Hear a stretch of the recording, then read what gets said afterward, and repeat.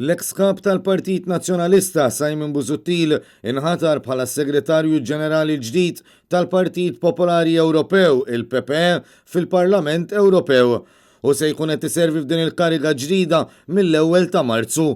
Fis-qarrija firmata mis-Segretarju Ġenerali Clyde Puli, il-Partit Nazzjonalista laqa bil-ferħ din l-aħbar ta' ex-kap tal-partit f'pożizzjoni daqstant importanti fil-PPE li hu l-akbar partit politiku fl-Ewropa b'aktar minn 80 partit minn madwar l-Ewropa kollha u b'182 membru tal-Parlament Ewropew.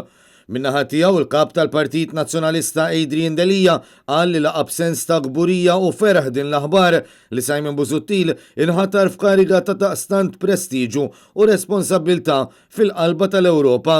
Tenna li din il-ħatra turi mhux biss il-fiduċja kbira li gawdi Simon Busuttil iżda anke rispett kbir li gawdi l-Partit Nazzjonalista fl-Unjoni Ewropea.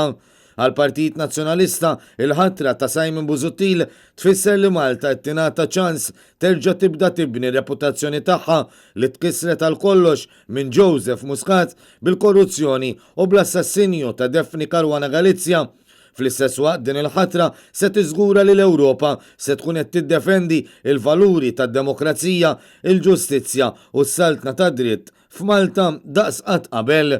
Fl-ewwel reazzjoni tiegħu Simon Busuttil qal li b'din il-kariga se jkun qed jaħdem bla qiegħda biex pajjiżna jerġa' jirbaħ ir-rispett li tilef fl-aħħar snin kif ukoll li l-Ewropa tkun fuq in-naħa tal-poplu Malti biex tiddefendi l-valuri tal-ġustizzja u s-saltna tad-dritt f'Malta.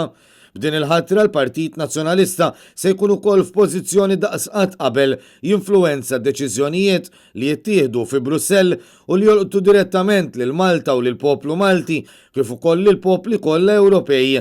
Il-Partit Nazzjonalista awgura lil Simon Busuttil kull suċċess għal din il-ħatra fil-waqt li ringrazzjah tas servizz bla qiegħda tiegħu matul is-snin kemm bħala membru tal-Parlament Ewropew, bħala membru tal-Parlament Malti u anke bħala kap tal-partit u tal-oppożizzjoni.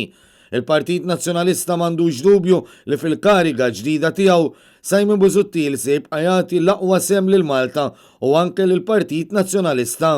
Simon Busuttil se jkun qed jirriżenja minn membru parlamentari fil-ġimgħat li ġejjin biex b'mod uffiċjali ikun jista' jassumi l-kariga ġdida tiegħu ta' Segretarju Ġenerali l-ġdid tal-Partit Popolari Ewropew fil-Parlament Ewropew.